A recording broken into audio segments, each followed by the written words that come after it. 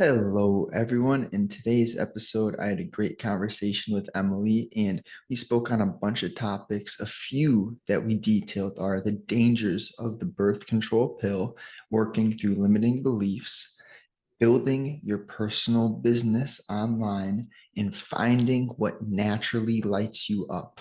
I'm sure you'll find value in this episode. And if you do, drop me a rating or a review. I would greatly appreciate it. And just for the sake of getting the podcast out there, getting the algorithms to spread the podcast naturally, I appreciate you. When we want to do something or hang out together, the first idea that will come to mind will be, oh, let's go and grab a coffee. Let's go to a restaurant or something. It will never be why, like, let's go on a hike. And that was something fun about COVID, is that everyone learned to actually go on walks because we didn't have anything else to do.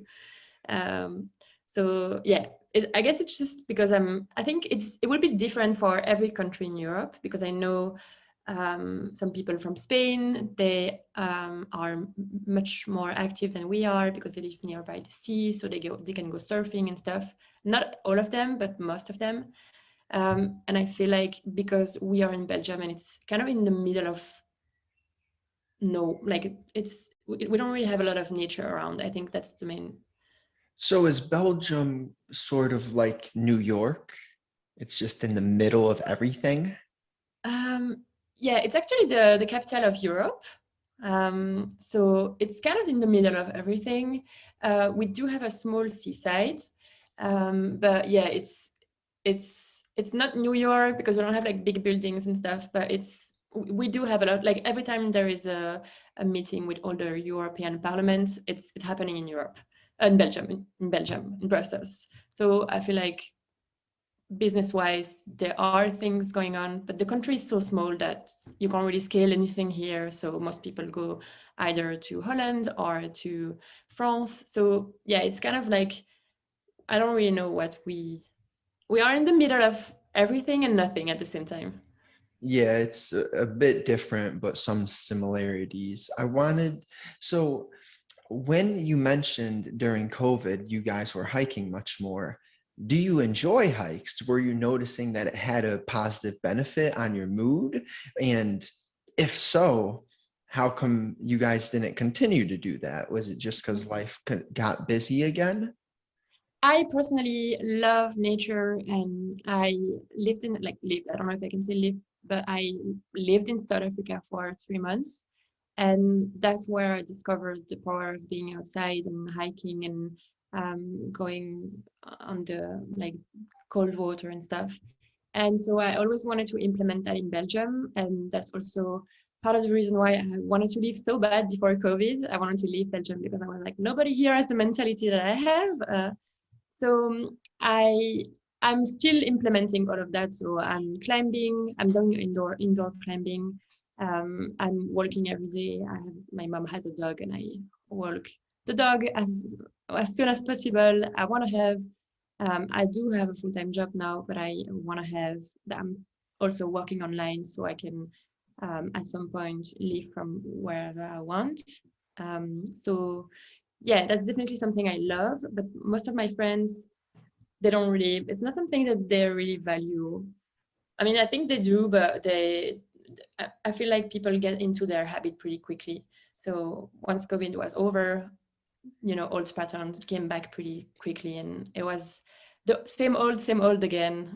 Let's grab a coffee. Let's go and go to the restaurant. Yeah, it's funny how if it's not a priority, it just won't happen. I love the saying, when people say they don't have time, it's just another way of saying that's not the most important thing to me, because Yeah. we all have the same 24 hours in a day. It's just, how do you really want to invest your time? And I I make sure that I get outside and go on walks consistently just because the effect it has on my mood. And like I messaged you, when you feel good, then you can do more things. Mhm. And that's important for both of us because when we're trying to create online and spark that natural passion, Mhm. we have to feel good. If I don't really go to the gym, it's so much harder for me to speak my message that I'm aiming to share with people. And quick question: are you like working in the as a like personal trainer, or is it your job, or is it something that you do on the side? What I'm trying to build, and it's just came to me quite recently, is a coaching business. Yeah. So that in that coaching business is on the mindset, on physical health and nutrition. But that brings me back to how you mentioned, even though not everyone may love exercise in Belgium, 80% of how you look is your nutrition and what you're eating. Mhm. It's the gym is helpful, exercise is important, but it really, if you're eating McDonald's and processed foods and seed oils all the time, things that slow your metabolism, it's no coincidence that you're going to keep on extra weight.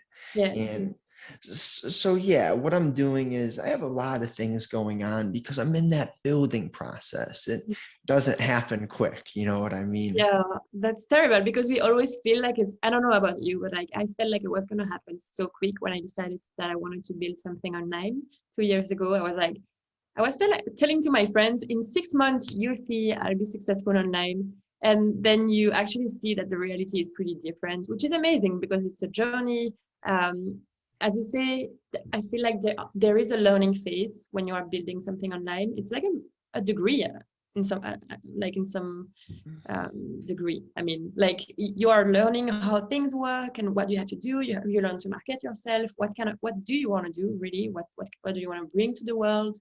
And it's also super difficult to, I don't know, I struggled with knowing what I wanted to do online because I saw other people doing stuff that were successful.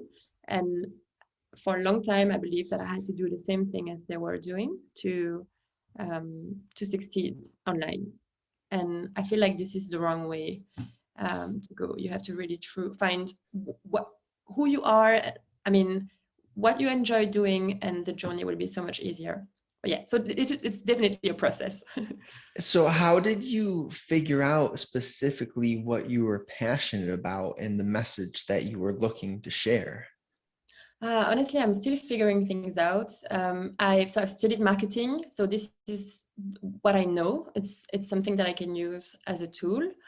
But I knew very early on that it wasn't what I wanted to do, and I didn't want it to be known as a marketer. And I've always been super into health and mental health because when you launch any kind of project, you have to overcome obstacles, and that leads you often on a path of, mental health as well. What can I do to improve myself, and what is blocking me? I had so many roadblocks, and overcoming that is also a process. So yeah, I knew that I was good at marketing. I worked there for a while. I worked as a marketer for yeah, I've been working in that field for the past 5 years. And for 2 years ago, I decided that I was going to launch my business because I was good at marketing. I was like, I'm just going to do something in marketing. And it didn't feel quite right. I struggled to prospect just because I wasn't convinced in what I was offering. I struggled to close clients. I struggled to market myself because I didn't want to talk about marketing because I wasn't passionate about that. So after 2 years, I finally realized that I needed to find what was lighting me up. So I'm actually in that phase at the moment. I'm exploring a bunch of topics. That's why I'm using Twitter. It has opened up so many opportunities. I've I want I love writing online. So at some point, I really believe that I wanted to write online for other people.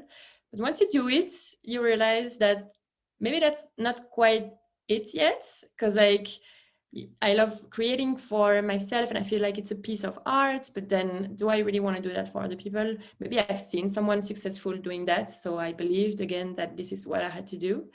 Um, So now I'm just allowing myself to explore topics that I am enjoying, and that's related to health, mental health. And I'm sure this will lead to something. I already have a few ideas. But yeah, so I'm currently also in a learning phase again, using the tools that I've accumulated, because like my marketing experience isn't wasted. It's something that I will be able to use in all of my ideas that I will want to explore further. It's beautiful how we're never going to reach that finish line of the Yeah. journey, because it has to be that constant adaptation of your process. And Mhm. something you mentioned that was just so important for me in my progression is just trying things and being open. That's why Twitter's helped me a lot too, and podcast and the whole internet in general. When you get into a area that you're consuming healthy information rather than disempowering information, but things that jog your mind and get your creativity going, that's like a necessity for us to continue to create. I don't just come up with ideas. I see something and I'm like, oh, wow, that I like that. And then I write it down, and then I think about it and recreate it in my own personal way. And that being open to whatever comes your way and kind of trusting the journey, not needing your wants and your goals to be accomplished immediately, but understanding that having the long-term vision is so important. And you mentioned the mental health. When you dive into creating something, you realize how important mental health is. Mhm. And that's exactly what happened to me when I began this entrepreneurial journey. I didn't know anything about the mindset, the state of mind. And now it's one of my pillars, because oh man, have there been many hills and valleys during the process. But then you come to realize, well, this is really all in my control, how I perceive things. And if I'm going to focus on the right positive images, or am I telling myself why I will fail? It's like, are you asking empowering questions, or are you asking yourself questions like, why won't this business work? Well, your brain will come up with answers for that Yeah, question. that's so crazy. It really is. So what area are you specifically focusing on or feeling naturally pulled to right now? Is it writing for yourself, or yeah, what do you think about that? So I love the idea of writing for myself, just because I don't know if you have that feeling too, but every time I write something, it's not an easy process for me. But I feel like it is a piece of art when once I finished the writing process, which is amazing. So that's something I really enjoy. Um, and I want to use that as a tool again to document my process and document just what I'm doing and what I'm learning. And what I'm drawn to is especially women's health and our place in society, or maybe the way we have been not programmed. I don't want to say programmed, but I personally suffer from having the feeling that I have to stay small. And even though in my mind I know that I want to do something bigger, there is something holding me back. And that's what I've been struggling with for the past 2 years. I mean, it's not a struggle, but that's something I've been dealing with, and that I've learned to, just understand a little bit better. And so that's gotten me very passionate about the idea of how can we overcome obstacles. And also, yeah, women's health in general. I quit the pill, a quick side story. I quit the pill 2 years ago for the third time. So the contraceptive pill, I tried to quit 3 times in total. And every single time I quit, I had like the worst acne coming back.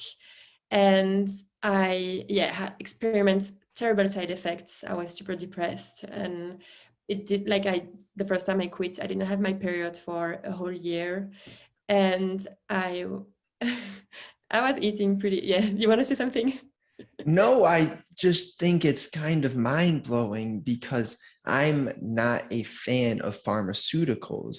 And No. I feel like for your body to have such an abstract effect Mhm. from stopping it, I don't think that it was the stopping that was the bad thing. I think it was Oh, the pill that corrupted your system. yeah. But continue, I'm curious. Like, Yeah. As you say, I think yeah, I'm sure now that the pill corrupted the system.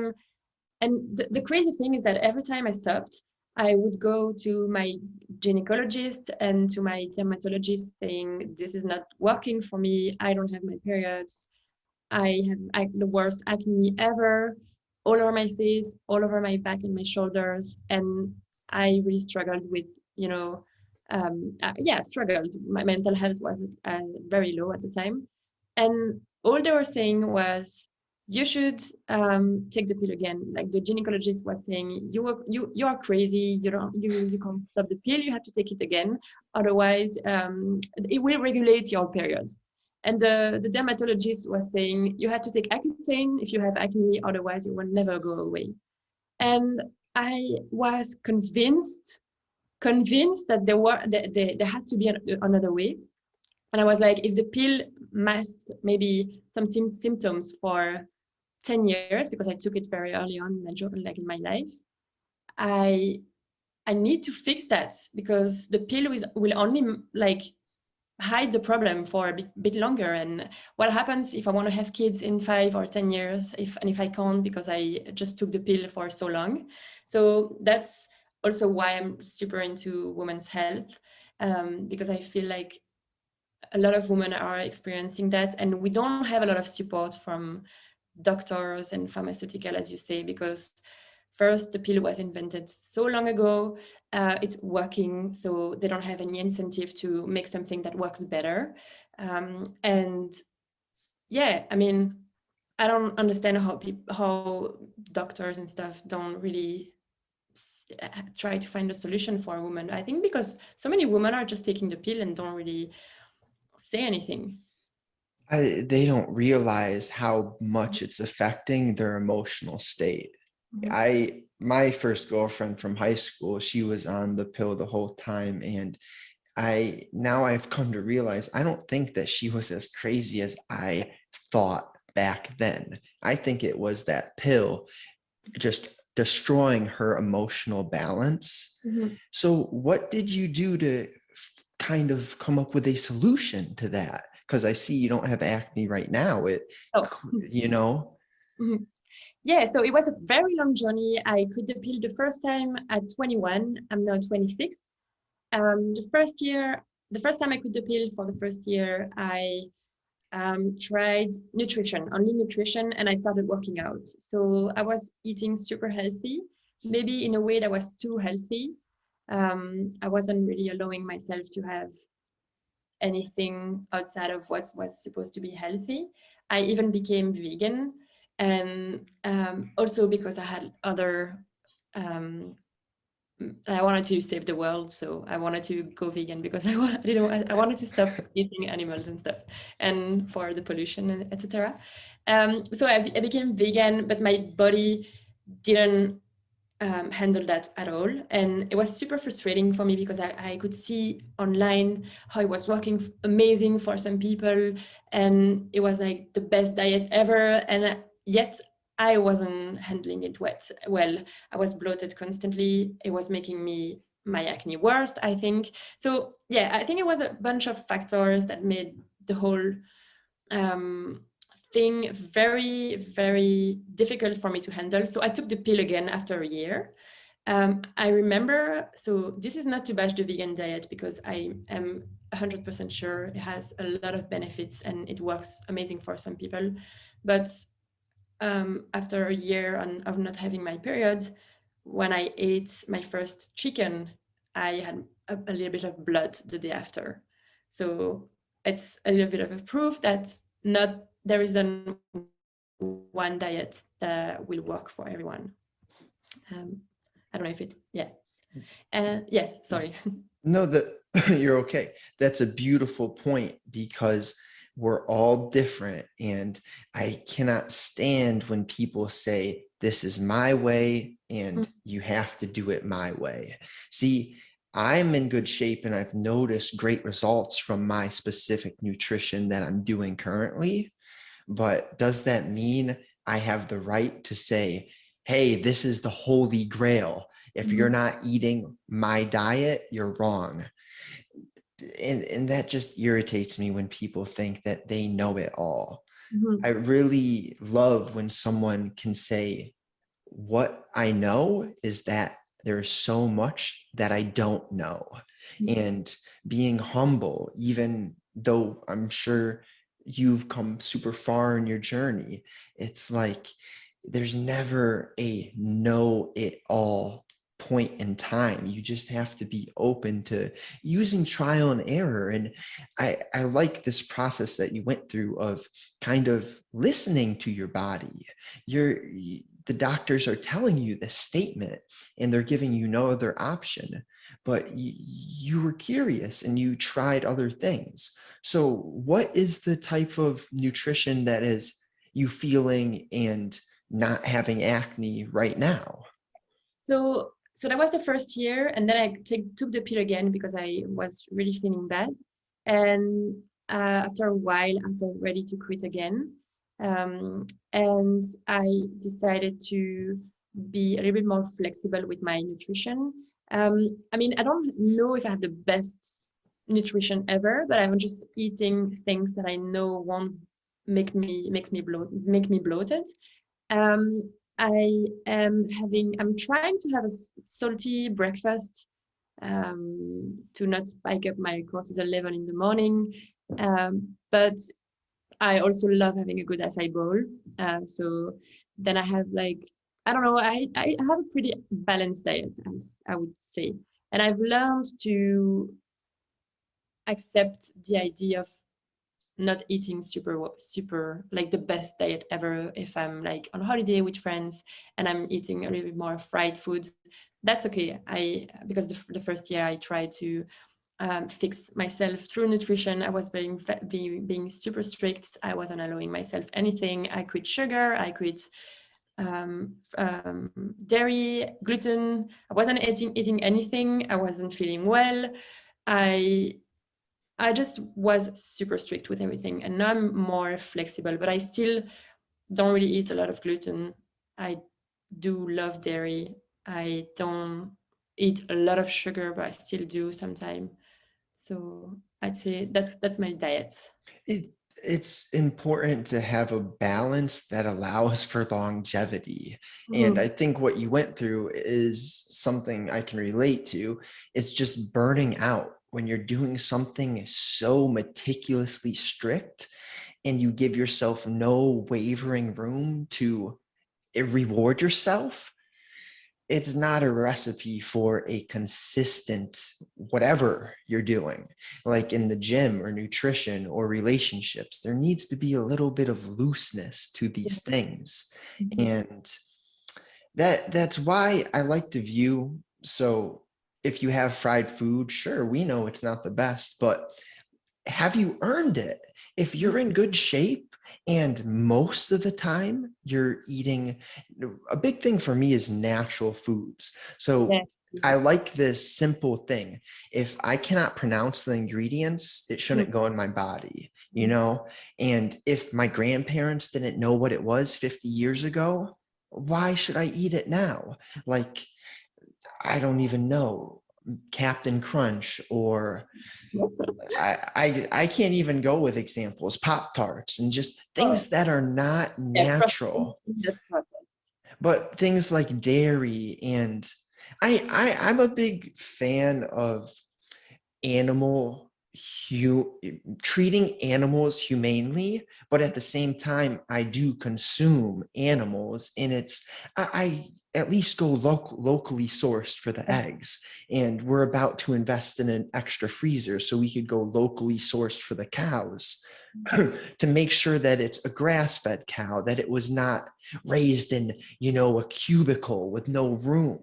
It's like for a cow to be happy, I think it needs a green grass pasture and it needs a few friends. Like that's all the cow needs to have an enjoyable life. But on the other side, if it's cramped in a terrible factory with no sunlight and just fed corn and soy rather than natural grass, you see, I'm kind of spiritual, but you feel these things. If you Yeah. eat an animal that lived a miserable life, you feel that. I'm And not disgusted with by most eggs. I don't know. I have like a problem. So I've been eating organic most of my life, and I'm always eating. I'm trying to eat organic 90% of the time, and every time I go in another country and I have to eat eggs, I don't know. I don't know why, but I have like a yeah. I'm struggling with eggs that aren't organic and yeah, grass and that live in like that can run and stuff. I don't know. no, I think you're onto something because you're probably feeling that they live the miserable life. They are so slick with their advertising. They say cage free, Yeah. yet yeah, they're cage free, but they're in a small factory with no room to run, like you said. You feel that, and it's upsetting that our governments allow this type of Mhm. miserable farming. Like, I don't think veganism is the way, but I also don't think eating factory farmed animals is the way. There's It's like everything in life, there's kind of a fine balance. Yeah. If you waver too much to one extreme, it's not the way. No, definitely. Yeah, I feel like there is some kind of balance to be found, and I also don't think we should eat as much meat as most people do right now. I do think I personally, I think it depends also from where you come from. I think people from the very north, maybe their ancestors have been eating a lot of animal proteins for most of the time because they don't have it's too cold, so they can't really you know garden vegetables and stuff. And I think it depends on what your ancestors have been eating as well. So yeah, I think there are a lot of factors that can play a role here, and I think we all have to find a balance, but I don't think we have to eat meat morning, noon and night. Like my dad, he eats meat for every single meal. That's funny.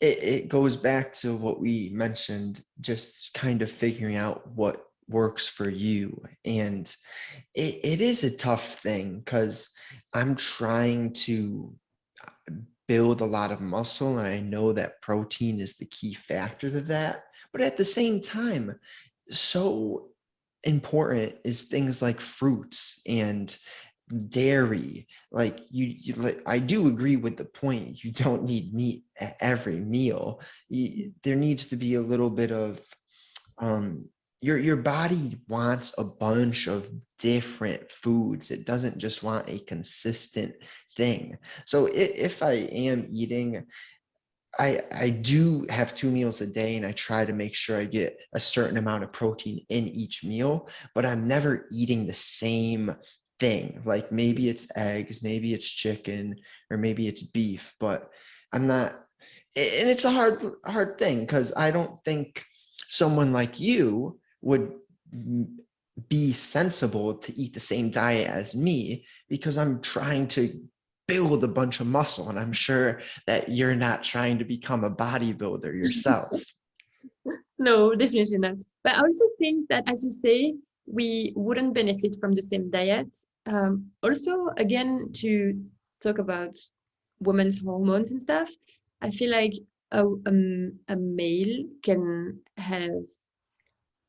can afford to do intermittent fasting, and most women won't thrive on the diet. I know some women who do. They thrive on intermittent fasting, and eating only 2 meals a day, for example.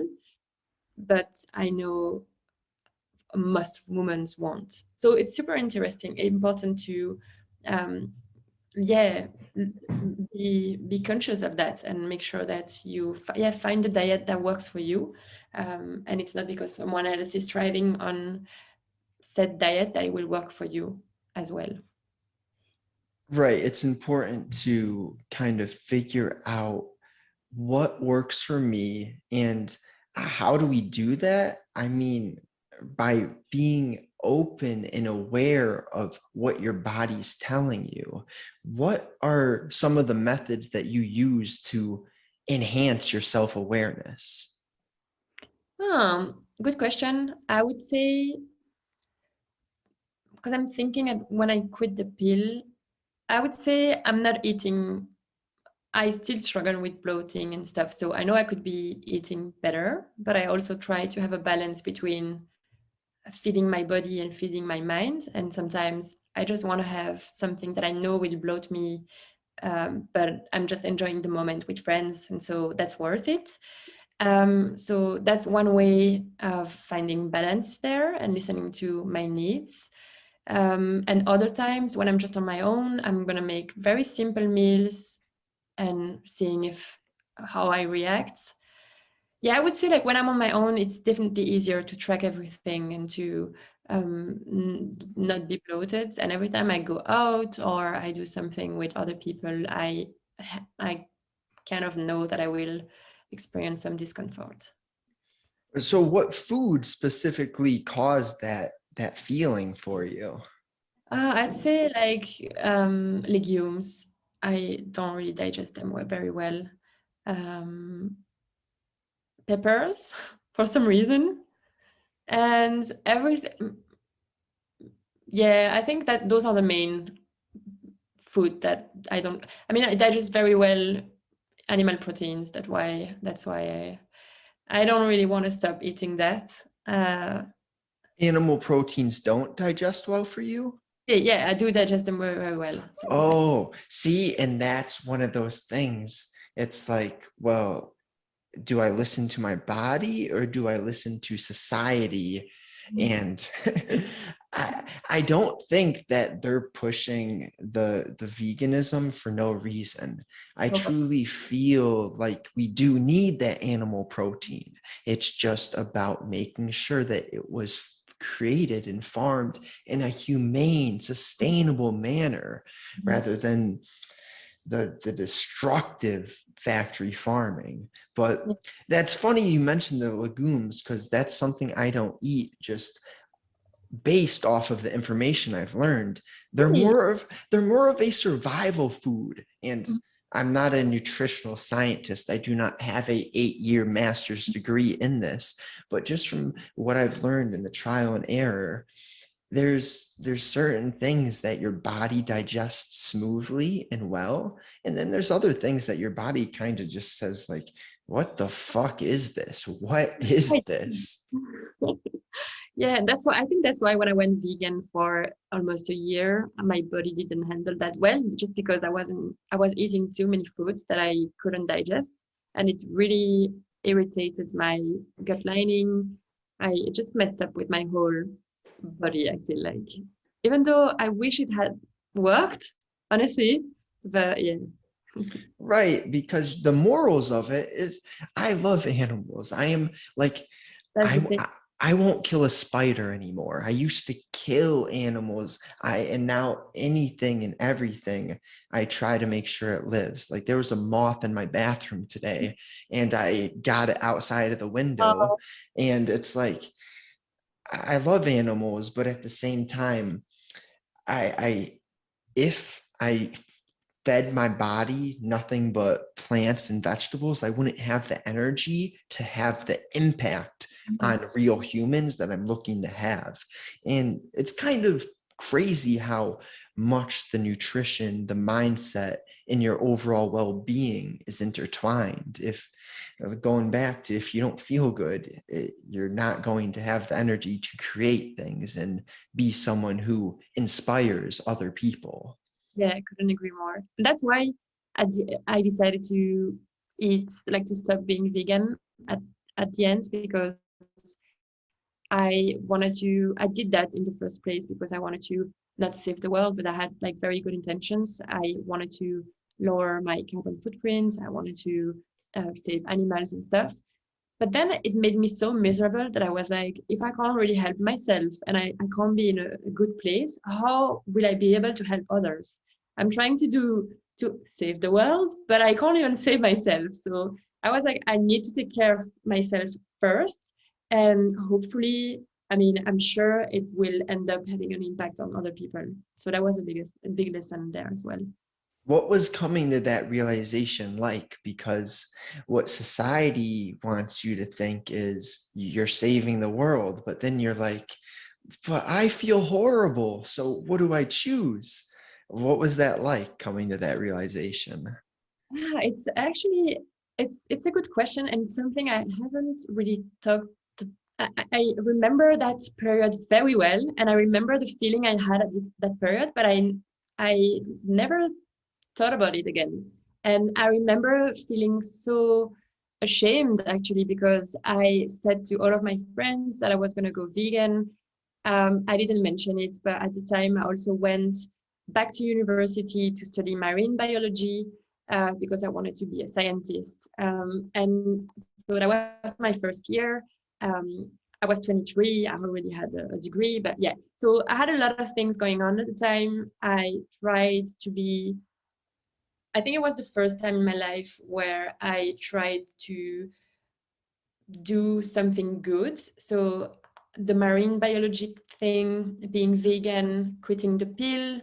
I was trying to eat super healthy and stuff. And the fact that it didn't work out for me at the end, because I also quit the degree, I felt very ashamed for a while. And then I talked about it to my friends and family, and I was like, I can't do it anymore. I'm like miserable. It's not making me happy.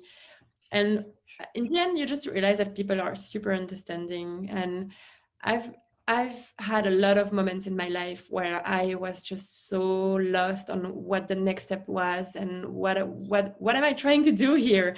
And that's something I've kind of always been ashamed of because I wish I had that super clear path in front of me and that I knew exactly where I was going to and that everything was super clear. And when I see my friends, I'm like, oh, lucky you, you know exactly where you want to go. But at the same time, it's also a beautiful journey because you keep learning and learning and you just I've come to accept that I'm still figuring things out. And so yeah, that was a big lesson there, that it's okay to quit something if it doesn't work for you, even though you wanted to do something good, and you'll have other opportunities to do good, and you are super important. And if you aren't good, if you aren't feeling good, then you won't be able to do anything to help anyone else. Yeah, I don't think you're alone with what you've just explained. I truly, there's no way that that is something that only me and you have felt, because everything you just explained just hits. It's like hitting the nail on the head of my past couple years. When you're doing something that is kind of listening to your intuition, and for me, it's like I wanted to create something. I wanted to have the freedom over my own time. That's really the quickest way to sum it up. And when you aim to be your own boss, the windy path that we go through, it's that way for a reason. Because once you accomplish that goal, that vision, you start to realize, or even before you accomplish it, but just a little bit further down the journey, you realize that all of those moments were necessary for you to understand what it's all about. And the pathway to success, I don't think for anyone is really just a straight diagonal from the left to the top right. And anyone who says that is full of shit. I'm not a fan of gurus who make amazing things seem easy. I'm really drawn to people who are authentic about the personal experiences that they've gone through and how at times you feel hopeless. But that kind of brings me to the importance of our mindset and kind of the inner work that you do to, it's, if you're focusing on a negative vision and telling yourself all the reasons why you won't accomplish it, that's a choice. And on the other side of that choice is actually asking the empowering questions. How am I going to do this? Okay, what step is next? I love the quote. It's like 1,000-mile journey starts with one step, one step. Mhm. And from there, you kind of figure out slowly, just have kind of a clarity of what you want in the big picture, while understanding that the pathway you're taking to that big picture vision is full of bumps, it's full of mistakes, but they're learning lessons. Yeah, definitely. And you have to try things, and if you don't try, you might never know if it was the right or the wrong thing to do. I mean, there aren't really a right or wrong thing to do. I feel like everything that every decision that we make will lead to a lesson, whether that's a good lesson or a not so good lesson. It will like make us go further into the journey, and it will guide us through to our path even further. So I feel like, yeah, we just have to take action one step at a time, as you say. And it's something I've struggled with, and still struggle with at some like sometimes. It's the idea of not seeing too big, not seeing the end of the top of the tip of the mountain, and understanding that we have to take the first step, and then the next step, and then the next step. And we don't have to um, it's good to have a vision and a clear vision to where we want to head and where we want to go, but it might not happen as it will probably never happen as we imagine it that it will happen. So it's super important to be open to any possibilities. And I am someone, I'm trying not to make claims here, but I love to be controlling. And that's something I'm working on, because I always want to know what's the next step and what's the next step. And I need to know in advance, because otherwise I can get anxious. And I know it's so important to just be okay with being open to anything. And there's a book I read, you might have read it too. It's called, what's the name again? It's called, oh shit, I forgot the name. I forgot. It will come back. the um, the Surrender Experiment. Have you read it? No. By Michael something. It's an amazing book. It's a guy who I don't know if you want me to. I'm actually like talking about that, but it's a guy who started, and he was just like, leave me alone. I just want to spend my time meditating on my own, and I don't want to like do anything else. I want to focus on my thoughts, and I just want to um, make them go away. And so he was super controlling about that. He was really, I just want to be on my own. Yeah, leave me alone. And it's so crazy because he had that way of surrendering to what was happening, and he wasn't listening to his mind and his thoughts. So his thought would tell him, don't let those people enter into your life because you need to stay on your own, because you don't want to be distracted from meditating. But he knew it was his thoughts. So he let everything happen as it was meant to happen. And so in the story, you have people entering his life. And I don't know, it's so crazy because his path is just unfolding itself. And this guy is going from being a loner and meditating on his own to building $1 million business, tech business in the medicine, something, I don't remember exactly what it was, $1 billion business, which is crazy because he wasn't his intention in the beginning. And I find his story so amazing. Well, I think the message behind that is really beautiful. It's to allow the universe, the creator, the source, whatever religion you believe in, it's all the same. There's one thing that created everything. And we want to control what it is doing. Mhm. And that's not our job. What can we control? What we do, what we say, what we feel, and what we think. That's all, those Mhm. four things. And if you optimize those categories of your life and then leave the rest up to the universe, it's not easy. I struggle with this. Is sometimes you just want it now. You want all your goals and dreams to happen quickly. And then you take a step back and it's like, well, did I do my best today? Did I put in effort today? I like the idea that progress is not always physically measurable. Sometimes you just have to say, did I put effort in today? Mhm. And that's a good job.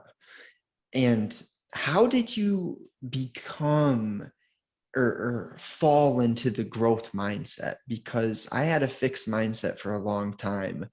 And the growth mindset, adopting it is probably the best thing any human can do. Oh, that's so powerful. I think when I started learning English, I had a very fixed mindset in the beginning. I always believed like I'm not good at languages because I failed all of my studies. I was never the language girl.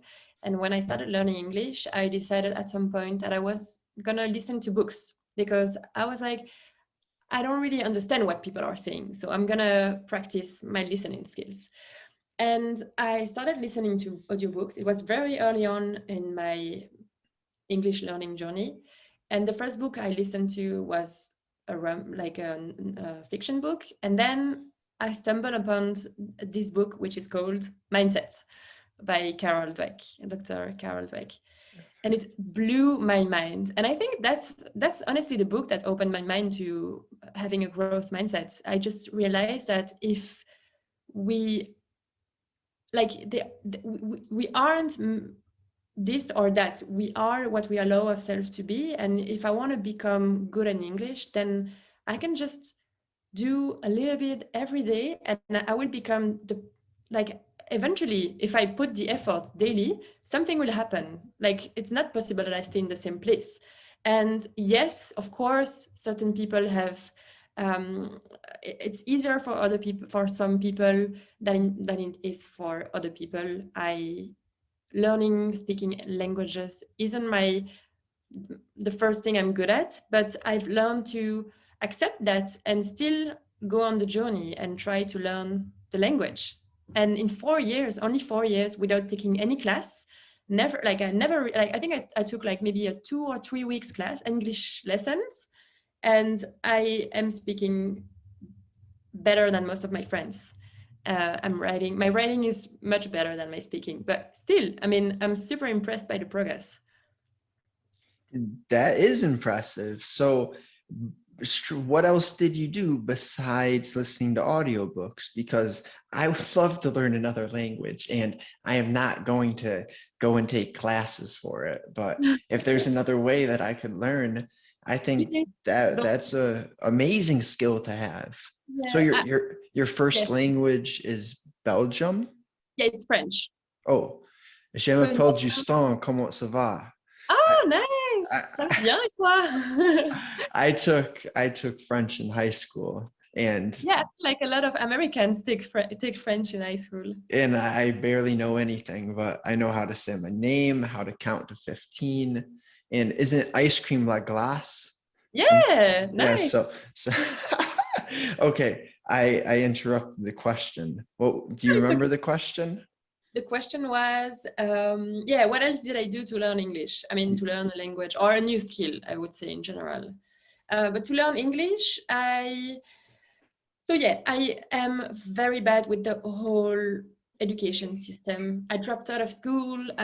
I was always very bad at English and stuff. So I'm not the kind of person that will thrive in an environment where I have someone teaching me something and I have to sit for 8 hours straight and listen, and somehow magically the knowledge will come onto me. Like I need to practice. I need to be like to do things. And for me, learning English started with actually, I was very blessed and lucky that my parents had the means to send me away for a few months. So I went and do some volunteering So that was the first thing I did with English people, and I did some volunteering for 5 months. And I remember calling my moms after a month saying, I don't understand a thing of what they are doing. I'm just here sitting around with people talking. And every time someone says a joke, I feel like I don't understand it, but I feel like I have to laugh because everyone else is laughing. So I'm just like, ah. So that was a fun experience. And at the end of the 5 months, I could understand a little bit. I could say some words and stuff, but honestly, the progress was very slow. It was very frustrating, but I knew I already saw some progress. But as you say, we sometimes want to get to the end point, and at the time I didn't see the beauty in the journey. So I was like, I need to be fluent in English. I don't want to go through the whole learning process, and I don't want to be bad at it. But I had to accept that I was going to be bad at it before I could become good, or at least average at it. And so that was the first step, immersing myself in an environment. I got uncomfortable a lot. So I was speaking in English, even though I couldn't speak English, and I could see that people were understanding what I was saying. I don't know, I had a lot of embarrassing moments, but I'm sure this helps as well to, just go one step further in the journey and getting closer to the goal. I listened to a lot of audiobooks because I could see that my listening skills weren't, like, I wasn't understanding what people were saying. And after a while, I realized that I was understanding people better, but I couldn't write properly. So I started reading, and that's helped a lot. And I feel like now the only missing piece to my English is really speaking practice. So that's the next step. I need to go on my own again and travel and speak English most of the time. And I'm sure the progress will be, I feel like this is the missing piece. Yeah, I don't think that you're wrong. You kind of get these intuitive or gut feelings, and I bet you're absolutely correct with that. So if I wanted to learn another language, the first step would be kind of immersing myself in a whole, like, kind of Yeah. traveling somewhere new. You don't have to travel if you don't want to, or if you don't have the means to do it. You could immerse yourself without the whole expensive travel thing. You could just like start watching YouTube videos in French, start reading in French, start listening to audiobooks in French, start, I don't know, reading in French as well. There are many things that you can do to really immerse yourself in that environment without the need to be in Paris, for example. Is it still working? Yeah. Yeah. I think the main point is immersing yourself and just do it daily, and you won't see progress at first. And I remember when I started reading in English or listening in English, I couldn't understand a word, and that's completely normal. Like, I remember I read the thing and I was like, I don't understand it. And so I had the humility. I don't know how to say it other than that, but I just took a very easy book.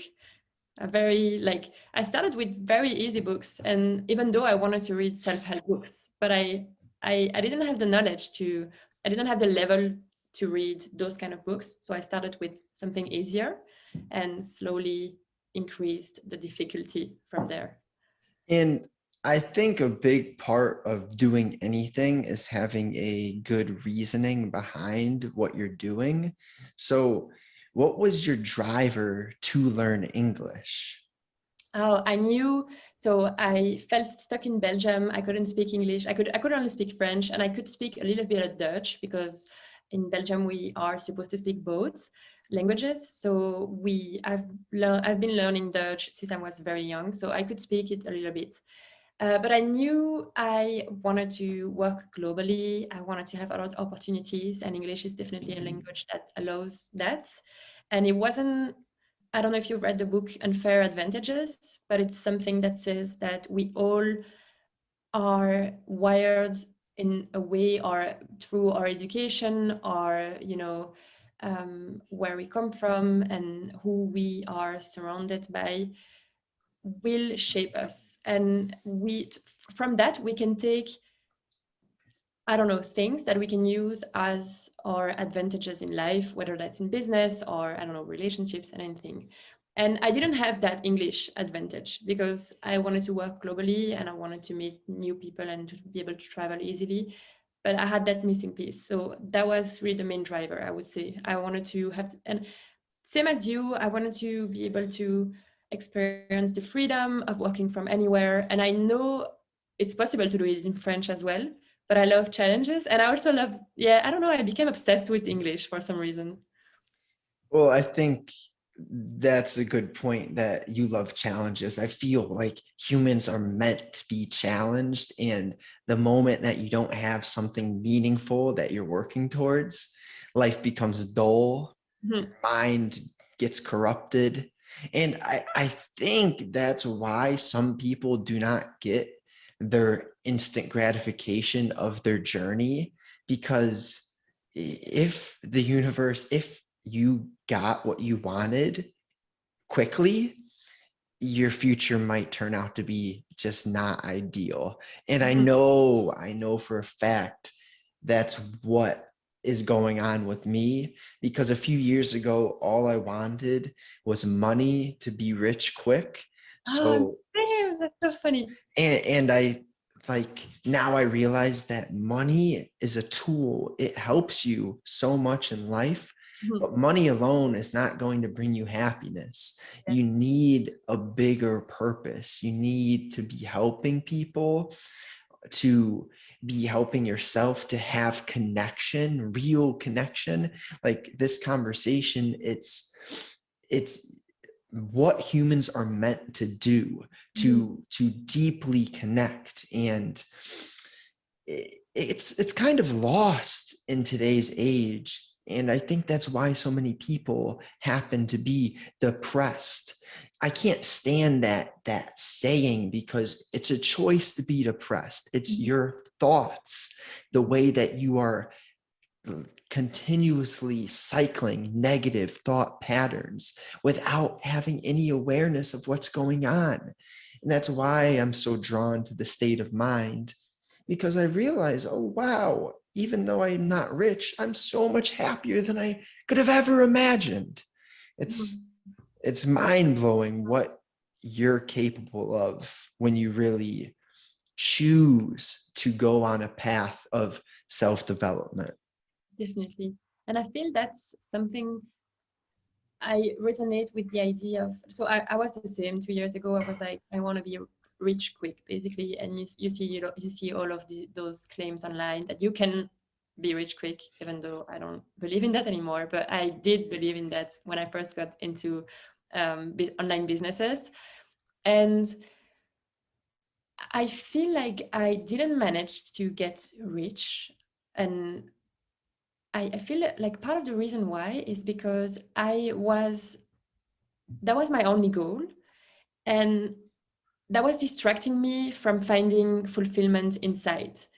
And so I wasn't happy with where I was. And I was putting that unhappiness on like I was making it money's fault. Like it's because of money that I'm not happy.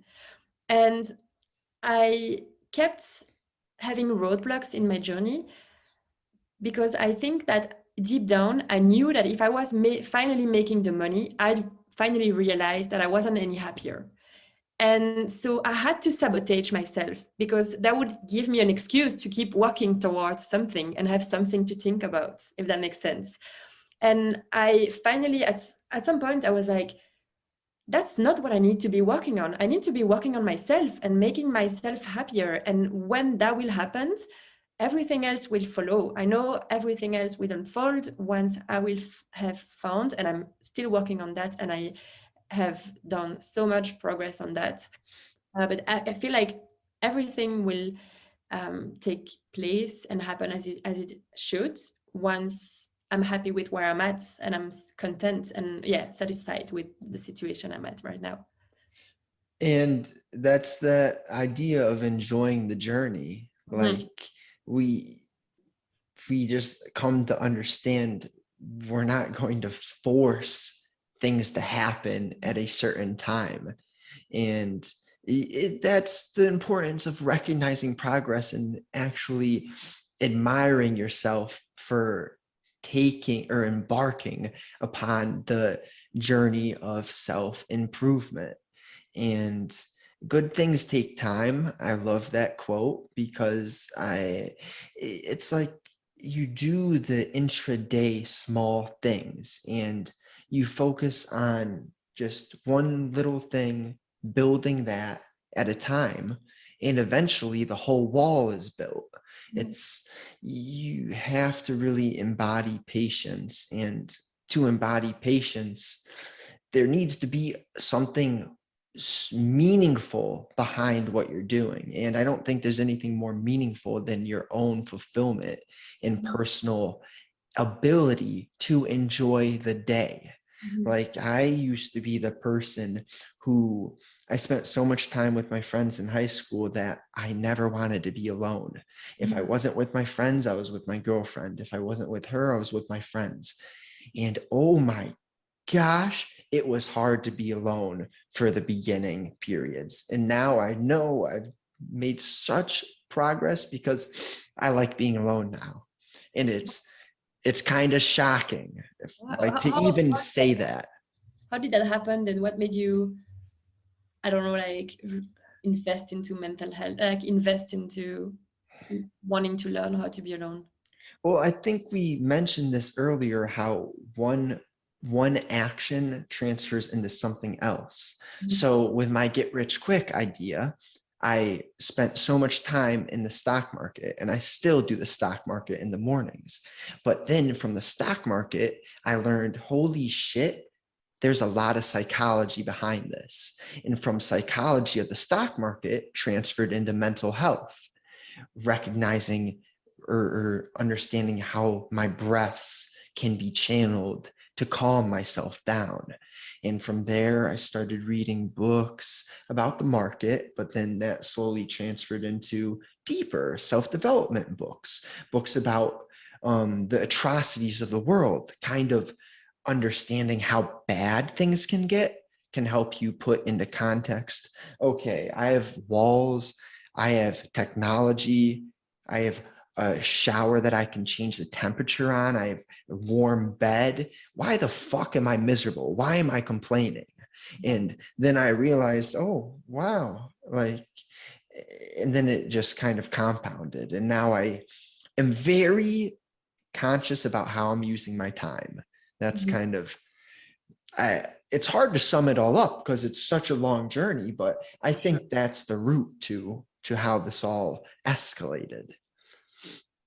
I feel like it's something, it's often like one thing that will lead to digging deeper into that. So for us, it was our entrepreneurial journey and trying to accomplish something and realizing that it wasn't really making us happier and that we probably would just need to look into ourselves. For other people, it might be, I don't know, like something terrible. Or, and I feel like it's often that one event that will, start the journey into self discovery and, yeah, mindfulness and all of that. It's like the shell begins to crack and then you Mhm. kind of see all of the possibilities that spread from it. But this conversation's been so enjoyable and I'm 100% sure that people will have learned from this. I appreciate you taking the time to speak with me, and if you want to direct any of the listeners anywhere, where should we direct them? So I read on Twitter, and it's my Twitter is Twitter slash is it slash.com slash I'll link everything in the yeah, description. perfect. And yeah, that's mostly it. I am writing on Medium as well, but after I post my articles on Twitter as well. So you'll find everything there. Well, thank you so much. I had a blast and I hope you have a good rest of your day, Emily. Thank you so much, Justin.